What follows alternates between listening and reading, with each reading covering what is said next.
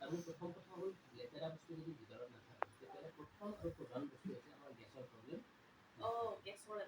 হয়নে কাৰণ লেতেৰা বস্তু ইয়াতে যদি মোৰ নিগনি এটা মৰি থাকে ওলাই থাকিম নিগনিটো যদি মই ঢাকনি দিলোঁ সেই গেছৰ টেবলেট এটা খালোঁ মই ঢাকনি দিলোঁ ঢাকনিটো যেতিয়ালৈকে থাকিব তেতিয়ালৈকে গোন্ধটো নাথাকে যেতিয়া ঢাকনি গুচাই দিম আকৌ কি আহিব আকৌ গেছৰ প্ৰব্লেম আহিব তো এই মেচিন এই যিখিনি প্ৰডাক্ট আছে এই প্ৰডাক্টখিনি কি কৰে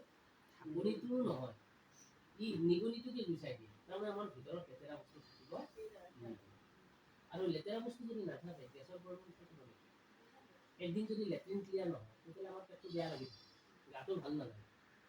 যদি এই প্ৰডাক্টটো এনেকুৱা ধৰণৰ ক্লিনজিং প্ৰডাক্ট আছে যিবিলাক প্ৰডাক্ট খালে গেছৰ প্ৰব্লেম নহয় লেট্ৰিনৰ সমস্যা নাথাকে মহিলাখিনিৰ মাহেকীয়াৰ লগত যিবিলাক সমস্যা আছে সেইবিলাক সমস্যা নাথাকে ইউৰিক এচিড নাথাকে কলেষ্ট্ৰল নাথাকে থাইৰয়ডৰ প্ৰব্লেম নাথাকে লেক্টিক এচিড নাথাকে তাৰমানে ভিতৰত যিমান আছে বস্তু চব বস্তুবিলাক সেইকাৰণে এই ক্লিনজিং প্ৰচেছটোত আমি আটাইতকৈ বেছি গুৰুত্ব দিয়া